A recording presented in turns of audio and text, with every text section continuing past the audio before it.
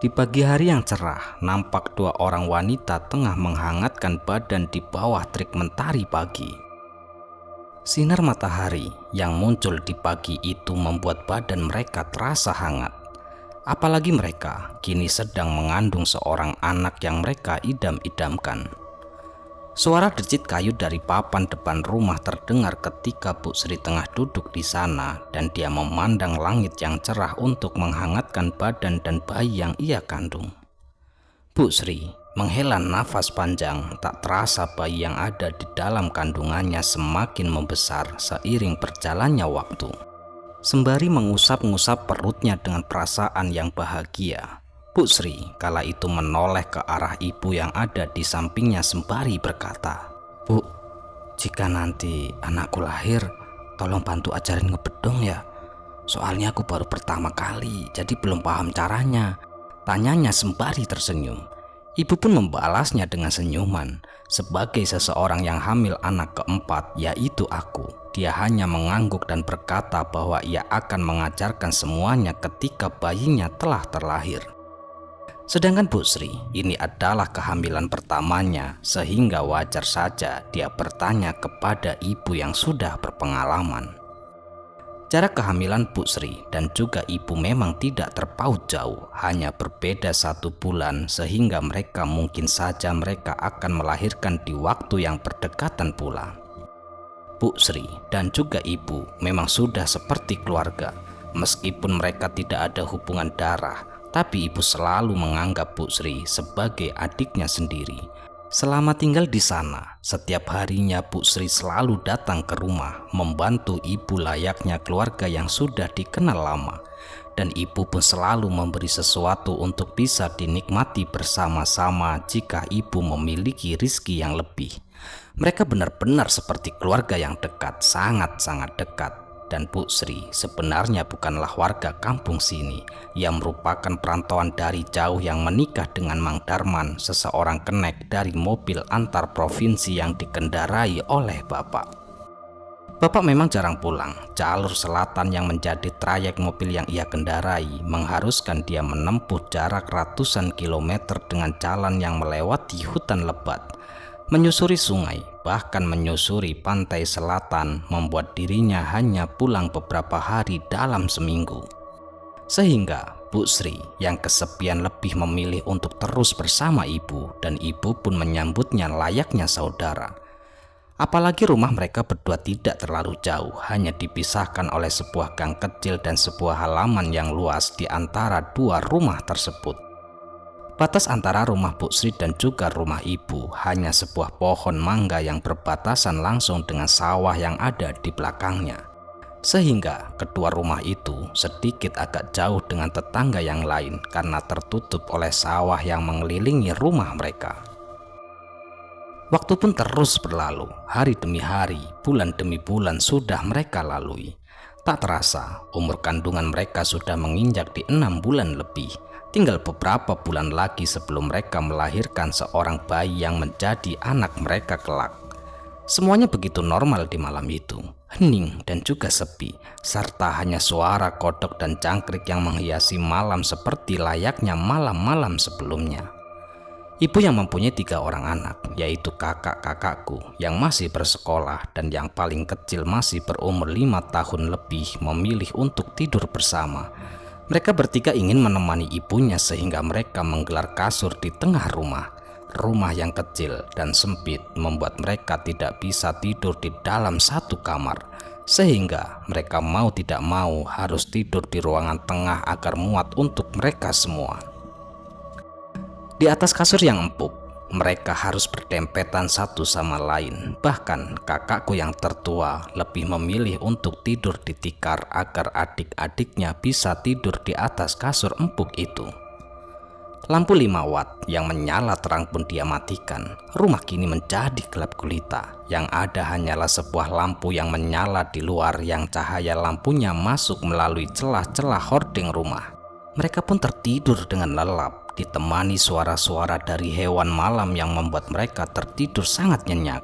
Sembari mengusap-ngusap perut ibu, mereka pun tidur dengan senyuman di wajahnya, karena mereka sudah tak sabar untuk menyambutku ketika aku dilahirkan kelak ke dunia ini dalam beberapa bulan ke depan. 3 jam pun berlalu, tepatnya jam 12 malam. Tiba-tiba saja kala itu kakakku yang tertua terkejut karena mendengar sebuah suara aneh dari luar. Sebuah suara dari seseorang yang sedang mengetuk-ngetuk tembok rumah dengan sebuah benda seperti tongkat. Sosok itu pun berjalan dan memukul-mukulkan tongkat itu secara perlahan ke setiap rumah. Dan dia bisa mendengar suara itu bahkan dari rumah yang ada di seberang sawah sekalipun. Malam yang hening membuat suaranya menggema dan membuatnya terbangun di malam itu. Dirinya sempat melihat bayangan dari orang tersebut sekilas ketika orang tersebut tengah mengetuk-ngetuk tembok rumahnya. Lalu mengetuk-ngetuk rumah Bu Sri dan berlanjut mengetuk-ngetuk rumah orang lain yang ada di seberang sawah. Akan tetapi, awalnya ia hanya membiarkan karena mungkin itu adalah orang iseng yang melewati gang depan rumahnya agar dirinya tidak ketakutan ataupun apalah ketika sedang berjalan malam hari di sana. Ya, memang kampung tempat mereka tinggal sangatlah terpencil. Jarak antara satu rumah dan rumah yang lain cukup berjauhan dan kedua rumah kita tertutup oleh sawah-sawah ataupun kebun milik warga yang ada di sana. Sehingga wajar saja bagi orang-orang lain yang melintas akan melakukan sesuatu yang bisa menghilangkan rasa takut mereka. Ya, salah satunya dengan memukul-mukul benda ke tembok agar dirinya tidak merasa ketakutan. Awalnya kakak menghiraukan hal tersebut sehingga dia pun kembali terlelap tidur hingga pagi menjelang. Akan tetapi suara ketukan itu kembali terulang tepat jam 12 malam kala itu kakak kembali mendengar suara itu. Bahkan kali ini dia mengetuk tembok rumahku dan rumah Bu Sri lebih lama dari sebelumnya. Hal itu pun terjadi selama 3 malam berturut-turut, bahkan untuk yang ketiga kalinya dia hanya mengetuk-ngetuk 2 rumah yang ada di sana, yaitu rumahku dan juga rumah Bu Sri. Dan setelah sekian lama dia mengetuk-ngetuk tembok dengan benda yang ia bawa. Dan ketika ia selesai mengetuk-ngetuk rumahku dan rumah Bu Sri, tiba-tiba saja dia menghilang begitu saja. Entah pergi kemana kala itu. Dan yang lebih anehnya lagi, tidak ada langkah kaki yang terdengar. Tidak ada pula suara ketukan yang terdengar di rumah yang ada di seberang sawah setelah melewati gang di depan rumahku. Dia benar-benar menghilang tanpa jejak dan suasananya kembali hening seperti biasa.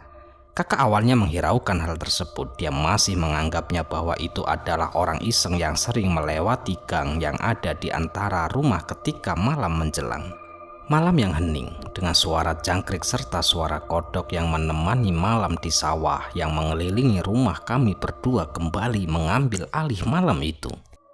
Semuanya tenang kembali seperti di malam-malam sebelumnya, sehingga hal itu pun membuat kakak terlelap tidur dengan tenang hingga pagi menjelang. Akan tetapi di hari yang kelima, kakakku kala itu kembali dikejutkan oleh suara-suara orang yang gaduh dari atap rumah. Suara seperti langkah kaki yang berlarian di atas genteng dan seperti ingin berusaha untuk masuk ke dalam rumah. Tentu saja hal itu membuat dirinya terbangun. Bahkan kakak-kakakku yang lain pun ikut terbangun ketika mendengar suara itu. Suara apa itu, Kak? Tanya kakakku yang nomor 2. Kakakku yang pertama pun hanya menggelengkan kepala sembari melihat ke atas langit-langit rumah. Dia hanya meminta kedua adiknya untuk tidur kembali dan menyerahkan semuanya kepada dirinya selaku yang paling tua di rumah itu.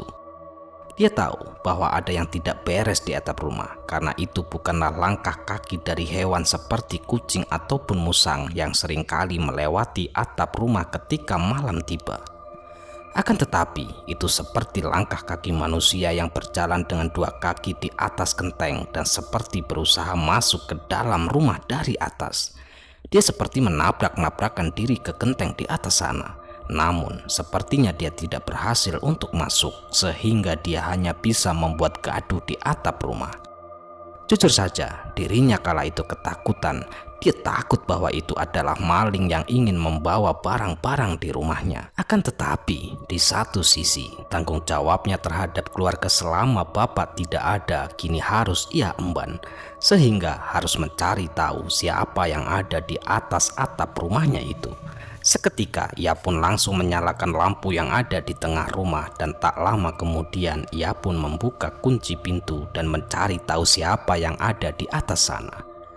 Lalu dia membuka pintu secara perlahan. Angin dingin malam tiba-tiba berhembus tepat ketika dirinya membuka pintu itu.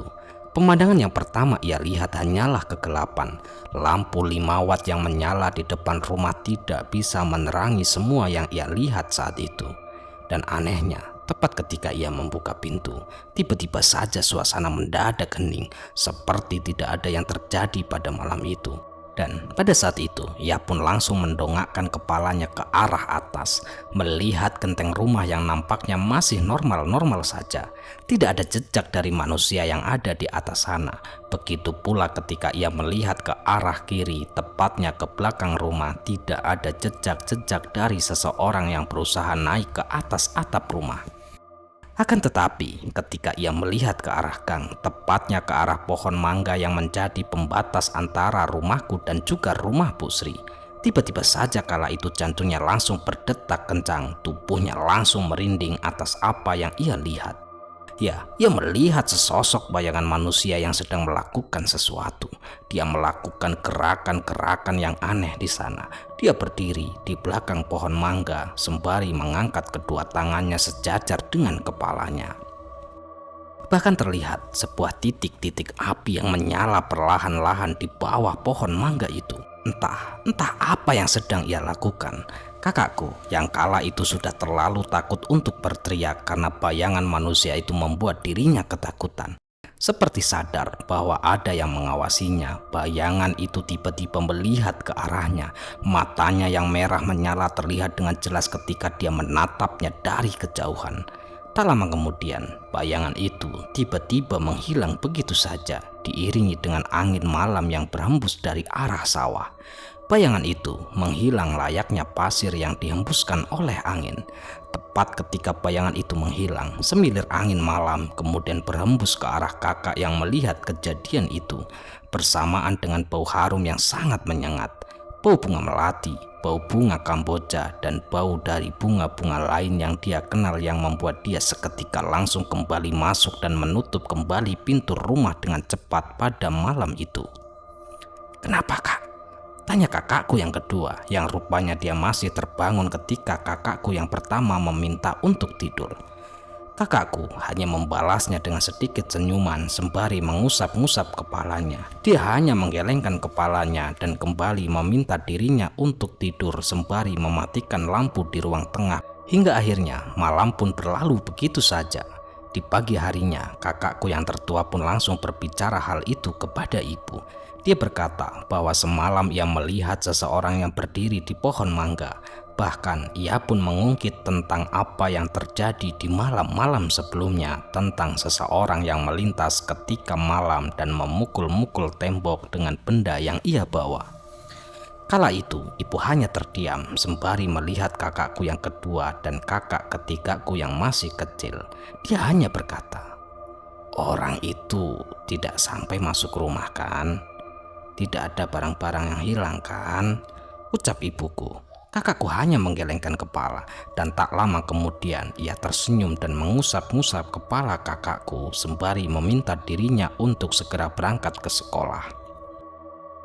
Kakakku hanya mengangguk. Dengan segera ia pun langsung mengambil kemeja SMA yang sudah ibu persiapkan dan mengajak kakak keduaku yang masih duduk di bangku SMP untuk segera berangkat ke sekolah.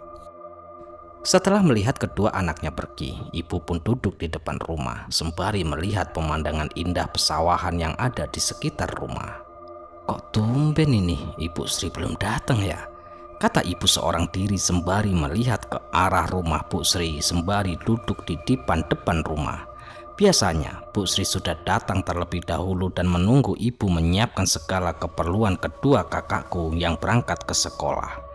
Akan tetapi di pagi yang cerah ini nampak sangat hening, seperti ada sesuatu yang terjadi terhadap Bu Sri di dalam rumahnya. "Apa mungkin Bu Sri masih tidur ya?" tanya ibu kembali. Tapi gak mungkin deh, Bu Sri kan rajin orangnya. Wong subuh saja dia selalu bangun dan langsung memasak nasi di dapurnya kok. Masa iya sih belum bangun? Ibu seperti khawatir atas kondisi Bu Sri, dan pada akhirnya ibu pun kala itu langsung mengajak kakakku yang ketiga yang masih berumur 5 tahun untuk ke rumah Bu Sri. Apalagi setelah ia mendengarkan cerita dari kakak pertamaku atas kejadian semalam, semakin menguatkan dirinya untuk datang dan mengunjungi rumahnya yang tepat berada di depan rumahku itu. Sembari memegang tangan dari kakak ketigaku, ibu pun berjalan melewati gang yang hanya terbuat oleh batu dan tanah yang disusun sedemikian rupa. Setelah melewati gang, ibu pun masuk ke halaman yang agak sedikit luas tempat ibu dan Bu Sri menjemur padi ataupun pakaian. Bahkan halaman itu selalu dipakai oleh kakak-kakakku bermain sepulang sekolah. Ibu sempat menengok ke arah pohon mangga yang dikatakan oleh kakak pertamaku. Akan tetapi, tak lama tangannya ditarik oleh kakak ketiga sehingga pandangannya kembali teralih ke arah rumah Bu Sri yang ada di depannya itu. Bu Sri, Bu. Ibu pun mengetuk pintu rumah Bu Sri dan pada saat itu, namun tidak ada jawaban dari dalam rumah. Ibuku sempat melihat ke dalam rumah dari sela-sela jendela yang tertutup hordeng saat itu. Di dalam sana terlihat sangat gelap ketika matahari sudah meninggi, akan tetapi Bu Sri masih belum membuka horden rumahnya. Sehingga hal itu membuat ibu semakin khawatir. "Ayo dek, kita ke belakang yuk," ucap ibu sembari mengajak kakak ketigaku untuk memutar ke arah belakang rumah. Ibu tahu bahwa pintu belakang rumah tidak dikunci oleh Bu Sri. Bu Sri sengaja tidak mengunci pintu belakang karena ketika suaminya pulang malam, dirinya tidak perlu menggedor pintu depan dan bisa langsung masuk melewati pintu belakang. Sembari menarik tangan kakak ketigaku, ibu pun dengan tergesa-gesa membuka pintu dapur. Dia masih melihat lampu dapur yang menyala, seperti belum Bu Sri mematikannya di pagi hari itu. Hal itu tentu saja membuat ibu semakin khawatir atas apa yang terjadi dengan Bu Sri. Dengan tergesa-gesa, ibu pun langsung mencari Bu Sri di dalam sana. Bu Sri, Bu." Dan tiba-tiba saja ibu terdiam. Tepat ketika ia melangkahkan kakinya ke ruang tengah, mulutnya sampai terbuka ketika ia melihat pemandangan yang ada di depannya. Dia melihat Ibu Sri tergeletak tak sadarkan diri begitu saja di bawah kursi kayu yang ada di ruang tamunya. Wajahnya pucat, rambutnya yang acak-acakan serta keringat dingin yang kini membasahi baju kebaya yang ia pakai. Sontak, ibu pun langsung berlari ke arah pintu depan. Dia membuka kunci rumah itu dan memanggil kedua kakakku yang akan berangkat ke sekolah agar kembali ke rumah Bu Sri. Dalam keadaan panik, ibu pun kala itu berteriak-teriak di depan rumah Bu Sri. Dan kedua kakakku yang baru saja berjalan beberapa langkah meninggalkan rumah langsung berbalik dan berlari menghampiri ibu yang kini panik atas apa yang telah ia lihat. "Pelan-pelan, coba dudukkan di kursi." Kakak pertama dan juga kakak kedua serta ibu kini membantu mendudukkan Bu Sri di kursi kayu di dalam rumahnya. Dan setelah Bu Sri duduk di kursi rumahnya, kedua kakakku kembali pamit untuk bersekolah karena mereka menjadi telat akibat apa yang terjadi di dalam rumah Bu Sri. Ibu benar-benar panik. Dia langsung menepuk-nepuk wajahnya Bu Sri agar ia sadar. Dia juga bahkan mengambil air dan mencipratkan ke arah wajahnya agar matanya terbuka. Butuh waktu hampir 5 menitan hingga Bu Sri kala itu sadarkan diri. Dan ketika matanya terbuka, tiba-tiba saja Bu Sri kala itu berkata, "Bu, kenapa ibu ada di sini ya, Bu?" Bu Sri benar-benar kebingungan. Dia melihat ke sekelilingnya yang kini sudah terang benerang karena sinar matahari sudah masuk melewati pintu yang terbuka lebar di rumahnya itu. Seketika dia langsung merenyutkan dahinya, seperti ada rasa pusing di kepala yang ia rasakan ketika ia ingin mengingat apa yang sebenarnya telah terjadi kepada dirinya itu. "Bu, sudah Bu, tenangkan diri dulu. Ini diminum dulu teh manisnya agar Bu Sri cepat tenang. Setelah itu baru bercerita, Bu," ucap ibu sembari menyodorkan teh manis untuk Bu Sri. Bu Sri pun langsung meminum teh manis itu dalam beberapa tenggukan. Lalu dia pun memegang teh hangat itu sembari melihat ke arah ibu yang masih khawatir akan keadaannya. "Bu," katanya dengan nada yang sangat pelan, Semalam saya mendengar suara gaduh di atap, Bu. Seperti ada kucing yang berantem sehingga membuat saya terbangun di tengah malam. Suara itu benar-benar menggangguku, Bu, sehingga saya berinisiatif untuk bangun dan mengusir dengan air. Ibu pun terlihat sangat serius ketika mendengarkan apa yang telah dibicarakan oleh Bu Sri. Dia pun bisa dengan jelas melihat wajah Bu Sri yang kala itu sangat pucat dengan kedua tangannya yang sedikit bergetar ketika dirinya menceritakan hal tersebut sembari menunduk. Namun Bu Sri melanjutkan ceritanya, akan tetapi dia mendadak berhenti sejenak, lalu dia pun melihat ke arah ibu yang duduk di sampingnya. Namun suara gaduh itu mendadak berhenti ketika saya terbangun. Semuanya hening kembali seperti tidak terjadi apa-apa, Bu. Ucap Bu Sri yang kini sedikit menunduk. Tubuhnya tak henti-hentinya bergetar, bahkan kini getaran di tangannya semakin terasa. Sehingga teh manis hangat yang ibu buatkan tumpah begitu saja di lantai. Seketika tangan ibu pun langsung memegang tangan Bu Sri. Dia memberitahu bahwa dia harus tenang karena kini ada dirinya yang ada di samping Bu Sri. Ibu berusaha menenangkan Bu Sri sehingga dirinya bisa kembali bercerita saat itu. Terus bagaimana, Bu? Kenapa ibu bisa sampai tidur di bawah? Tanya ibuku dengan nada yang pelan. Dan pada saat itu Bu Sri pun hanya terdiam sejenak, lalu ia hanya melihat horden merah bermotif angsa yang masih tertutup rapat. Bu, aku melihat sesuatu yang mondar-mandir di depan rumah, Bu. Dia muncul dari arah rumah ibu ke rumahku.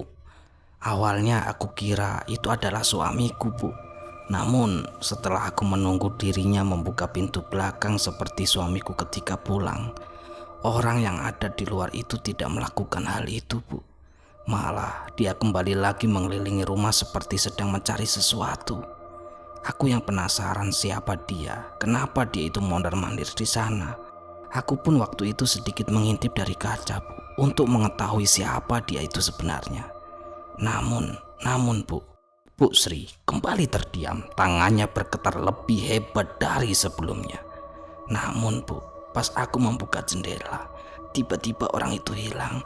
Malah muncul semilir angin tipis di dalam rumah dengan bau busuk yang menyengat, Bu. Dan setelah itu, aku tidak sadarkan diri sampai ibu datang.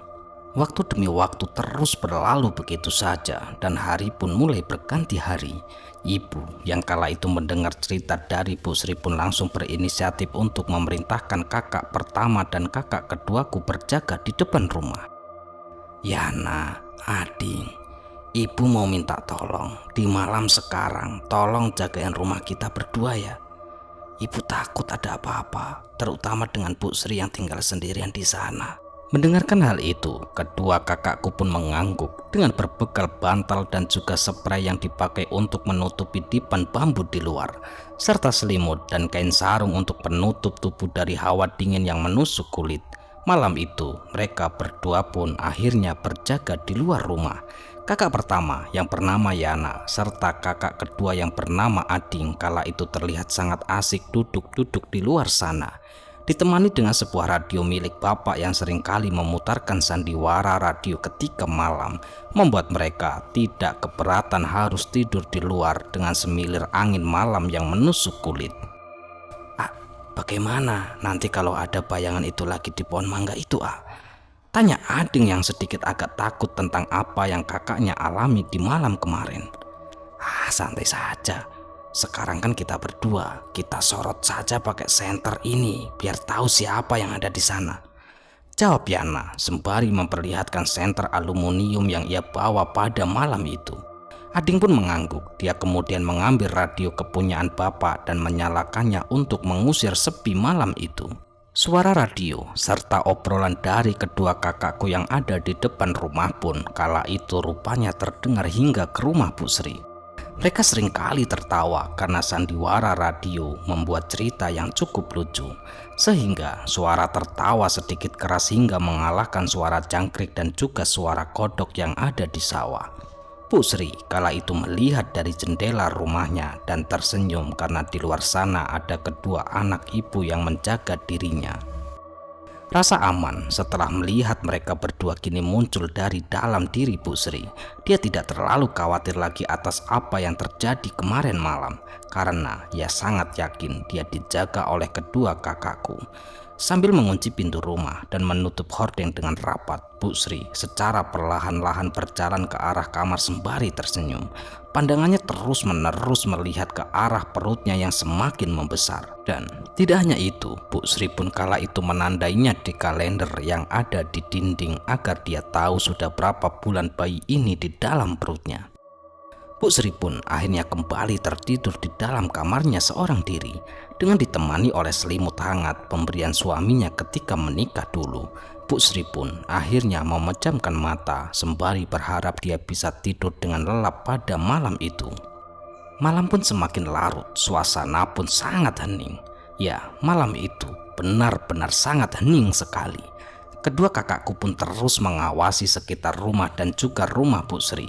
Beberapa kali mereka menyorot senter yang mereka bawa, terutama ke arah pohon mangga yang tumbuh di antara rumah mereka. Hingga tepat jam 12 malam, kala itu mereka tidak menemukan apapun, hanya taburan bintang serta bulan purnama yang indah menemani mereka malam itu. Bersamaan dengan angin dingin yang berhembus ke arah mereka sehingga membuat mereka kedinginan. "Ah, tidur yuk, udah ngantuk. Mana dingin lagi. Kayaknya nggak ada apa-apa deh di rumah Bu Sri malam ini," kata Ading sembari menguap. Yana yang kala itu merupakan kakak tertua akhirnya mempersilahkan Ading untuk tidur terlebih dahulu. Sedangkan ia akan berjaga beberapa waktu hingga semuanya dirasa aman. Ading pun mengangguk, dia langsung tertidur di atas dipan di depan rumah sembari mengambil selimut dan menutupi seluruh tubuhnya agar tidak kedinginan. Ading pun akhirnya terlelap dalam tidurnya.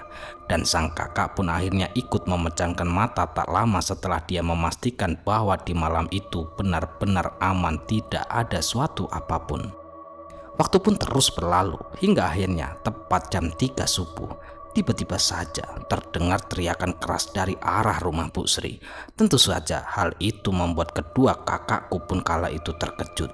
Suaranya menggema seperti suara dari seseorang yang kesakitan di dalam sana. Dan pada saat itu kakak pertamaku pun langsung terbangun dan berlari ke arah rumah Bu Sri. Sedangkan kakak kedua yang kala itu ikut terbangun akibat teriakan itu tiba-tiba saja jatuh dari atas dipan ketika akan menyusul kakak yang pertama. Rasa kantuknya yang begitu kuat membuat dirinya belum terlalu bisa mengontrol tubuhnya. Hal itu sempat membuat langkah kaki kakakku yang pertama terhenti. Dia pun berbalik dan berteriak ke arah kakakku yang kedua yang kini jatuh ke tanah. "Kenapa, A? Ayo cepat kita ke rumah Bu Sri," katanya dengan nada yang panik. Mereka berdua akhirnya berlari ke rumah Bu Sri. Dengan berbekal senter aluminium dengan sinarnya yang berwarna kuning, mereka langsung lari ke pintu belakang. Mereka tahu bahwa hanya pintu belakanglah yang tidak dikunci oleh Bu Sri, sehingga mereka langsung memutari rumah itu dan masuk ke dalam rumah dalam keadaan panik. Mereka langsung masuk melewati pintu belakang. Rumah Bu Sri yang gelap kini terang oleh senter yang mereka bawa.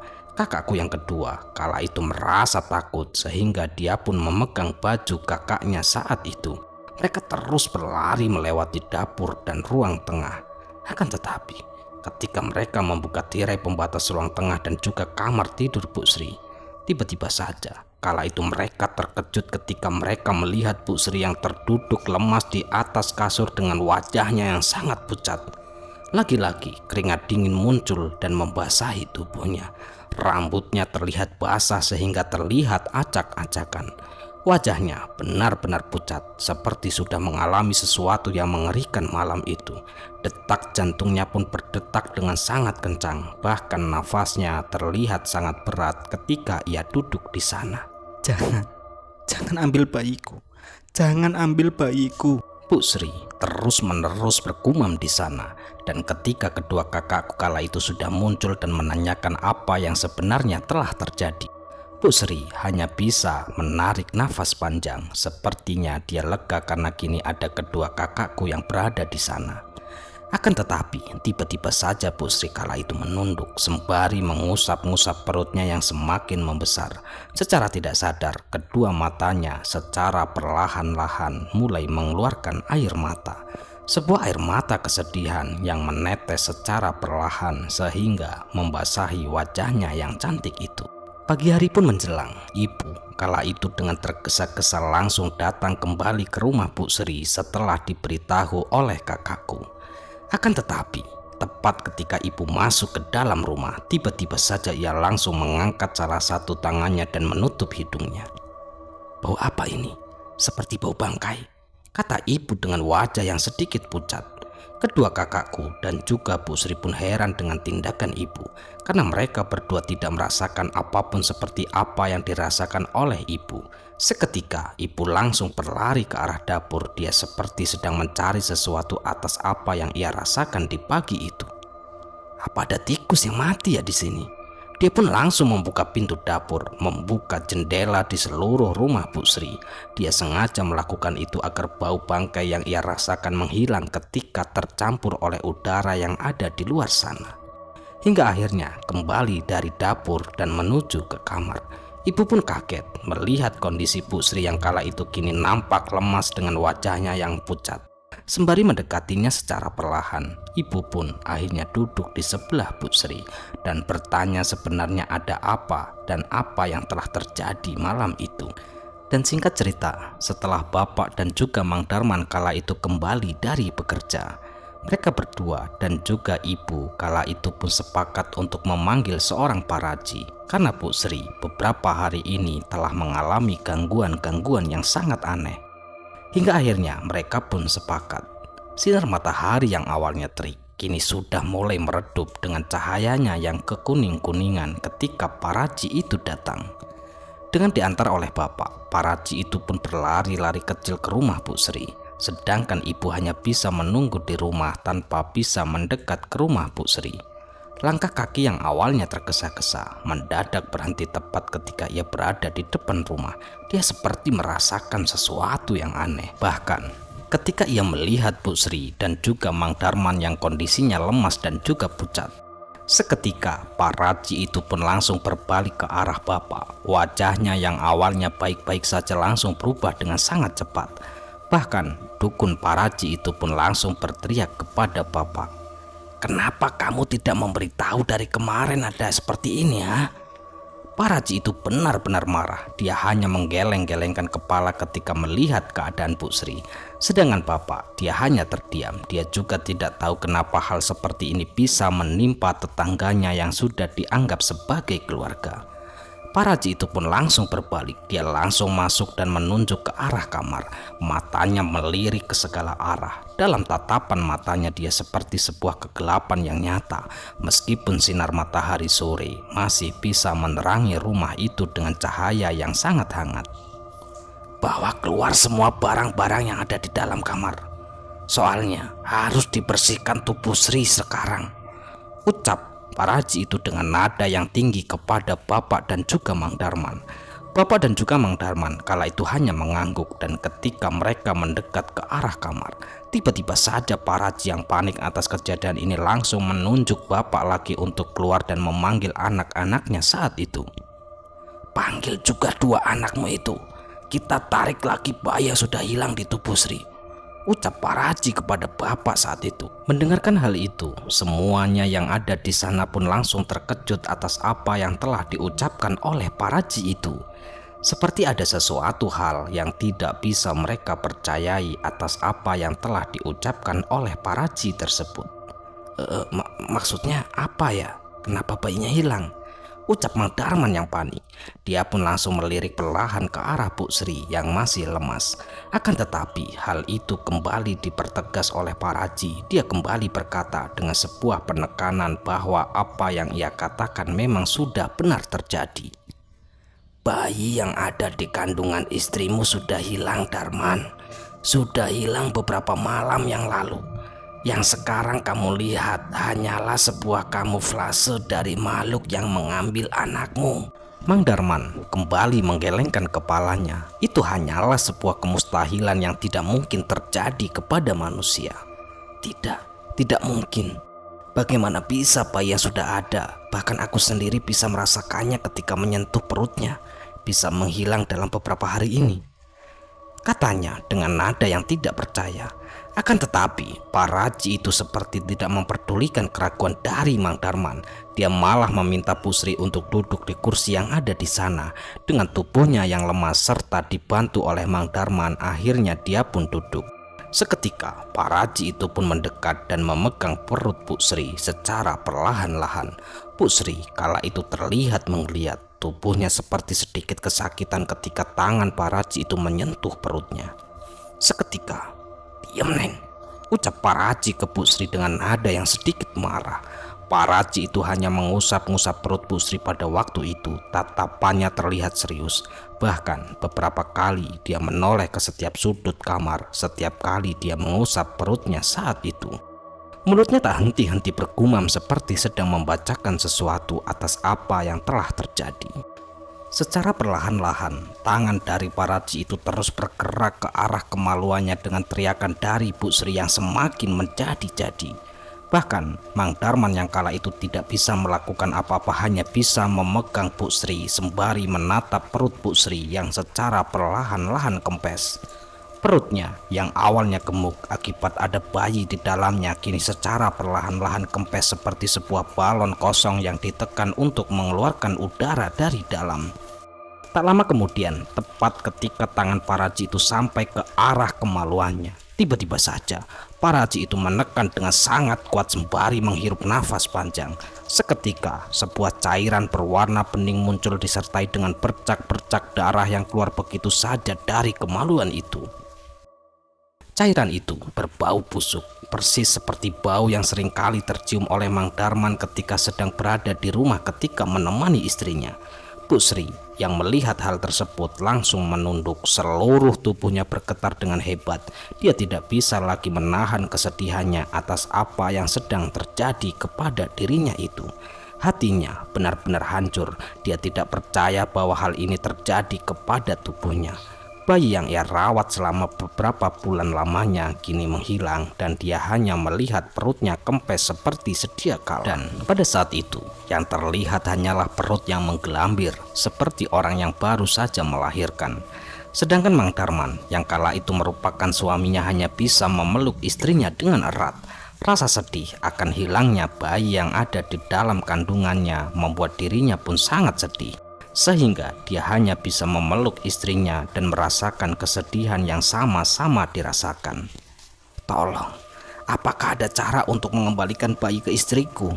tanya Mang Darman kepada Pak Raji dengan perasaan yang sangat sedih. Pak Raji itu hanya diam. Dia seperti kebingungan mendengar permintaan dari Mang Darman. Sebenarnya itu bukanlah hal yang mustahil, namun itu juga bukan hal yang mudah untuk dilakukan.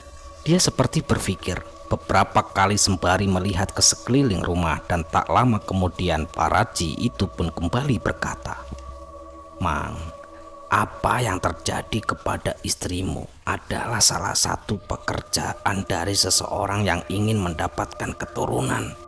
Namun dia tidak memakai cara yang baik.